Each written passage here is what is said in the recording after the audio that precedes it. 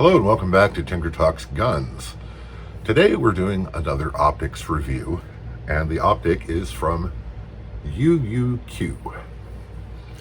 Now, they contacted me to review an optic, and I did, and they wanted me to review a different optic. I can do that. Thing about optics, they're expensive. It's very easy to spend more on an optic than you do on the rifle. And that's fine if you can afford it. But most of us, we are betting neither life nor livelihood on our optics. So spending $1,000 for a scope for practical use, it's a dubious proposition and kind of hard to justify. There are a lot of inexpensive optics available on Amazon, and they vary wildly in quality. The previous UUQ site I judged to be worth the money and good for various applications, with the stipulation that you need to remember it's an inexpensive optic and there have to be reasons why it costs less money. And the same caveat applies to this unit. And this is their 2.5-10, let's see, 40E, which is very descriptive for reasons we'll get into in the tabletop.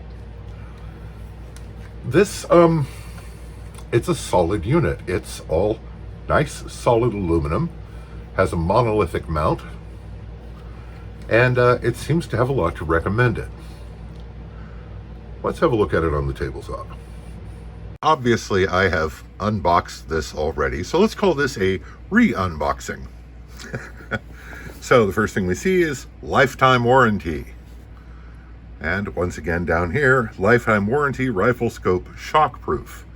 We have the description and we have the name, 2.5-10 40E. And that's a very descriptive thing that makes perfect sense. On the side of the box, we say shockproof, accurate and fast adjustment with windage and elevation turrets, highest quality multi-coated lens with advantage to provide maximum light transmission, mil-dot estimating reticle for most optional aiming and shooting performance. I think they probably meant optimal. Red and green illumination, adjustable rheostat for brightness control. That is for the illuminated reticle. Hard anodized finish, completely sealed and nitrogen filled, shockproof, waterproof, and fog-proof. 5 milliwatt red or green laser was mounted. This one has the red laser. Optional 11 millimeter or 22 millimeter rail. I don't think so. This one has a 20 millimeter rail attachment, which is what the ad says on Amazon. Specifications: 40 millimeter objective diameter with red laser, variable magnification between 2.5 and 10 times, fast focus eyepiece, protective lens cap, length 198 millimeter, weight 532 grams. And this side repeats the information from the other side, and this repeats information from the other end count. So, opening it, we see an optic. And it is as advertised. It has a 20 millimeter mounting rail, not 11, not 22, because there are no additional pieces in here. You do have a Allen screw for adjusting the laser to co-witness with the crosshairs, the mandatory cleaning rag, silicone gel, warranty card, CR 2032 battery, and it also came with the other batteries for the laser. It takes some small diameter watch style batteries, and I kind of like that it uses a separate thing. And the laser is shining on the cap. There we go. The laser is actually very bright. It is visible in full sunlight at 25 yards. So for a 5 milliwatt laser, color me impressed. It does have caps, which have a nice yellow color to them. You can sight through the caps, although it does degrade optical quality as you would expect. They pull off like so, as you'd expect. Now, the CR3032 battery goes under here, and the back unscrews to put in the batteries for the laser. The laser is not dismountable or removable. It is integrated into the housing, and I don't see any way to take it off. You have thumb screws, basically, with a coin slot for tightening, and a very solid aluminum monolithic mount. Back here you have your range or your power adjustment from 2.5, turn the right thing, Tinker, to 10 power. Now up here you have adjustments on the top turret for 100 to 400 meters, and then the cover unscrews to reveal a handy little device here that you can use for adjusting your elevation. And I found it very easy to use. On the side, of course, is your turret for adjusting windage, which again I found very easy to use. So I did have to turn it more than I expected to get the get the reticle to move around. So far so good. Everything is solid aluminum and very good construction. The 40mm objective gathers a lot of light, which is nice. And I do like the short overall length, especially mounted on an AR or a carbine. You have plenty of overhang to limit glare on the lens or reflection from the lens. And in the back, of course, it is adjustable for eye relief by turning that, which I had perfectly set. Now, one of the first things that everybody noticed about this, which you cannot see through this camera, looking at something 6 inches away, is the optical quality. So I showed this to a half dozen people, many of whom are very familiar with scopes, and they were all impressed with the optical quality, as was I. It's not something you would expect in a scope, which right now is on sale for $50 on Amazon. Well, $48 and change. Call it $50. And as I say, superficially, this is quite impressive. So you also have, let me see if I can get lined up on the camera. There we go. You have an illuminated reticle, which is quite bright, and it has 5 stages of dimming, and it can be red or green. And it really works quite well. And the interesting thing about this is it allows you to use this as a red dot at close range for firing with both eyes open. We'll talk more about that after we're done looking here. So my biggest source of puzzlement about this is why its normal retail is $60, because it all seems to be very high quality.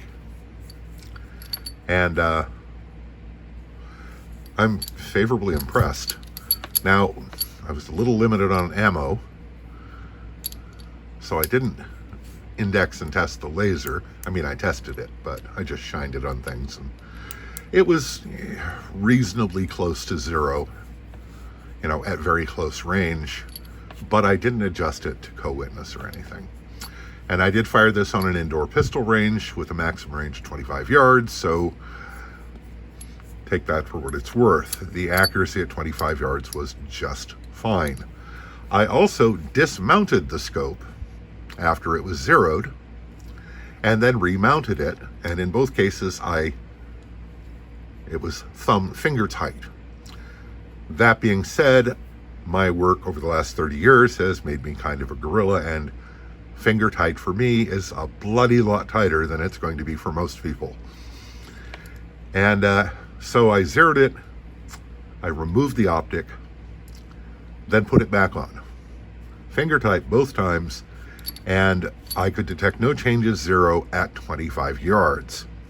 Take that for what it's worth, because I didn't get to shoot it at longer range because of a combination of time constraints, ammunition, and weather. This being the Pacific Northwest. So, I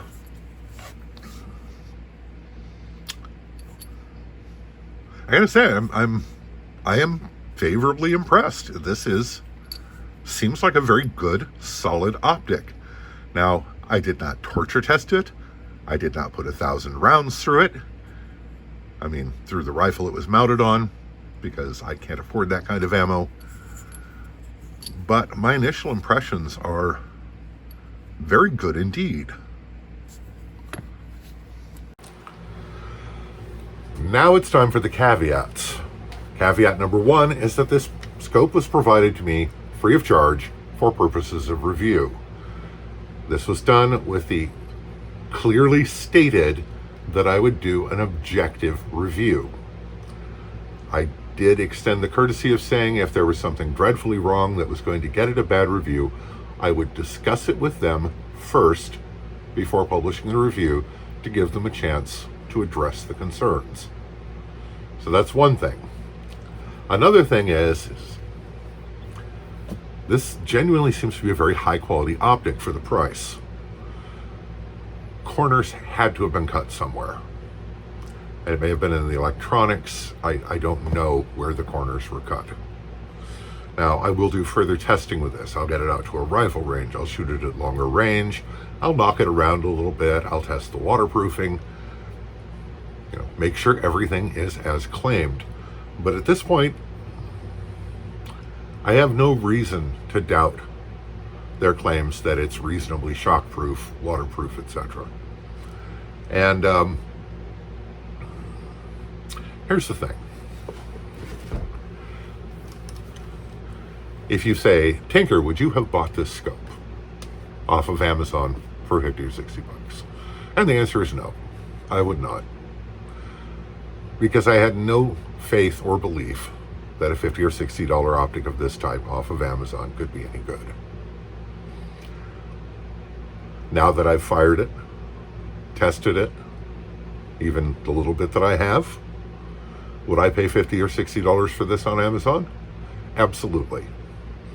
I think if you are looking for an economical optic of this type for call it non-critical use, I think you will find this suits your needs well. And I'm surprised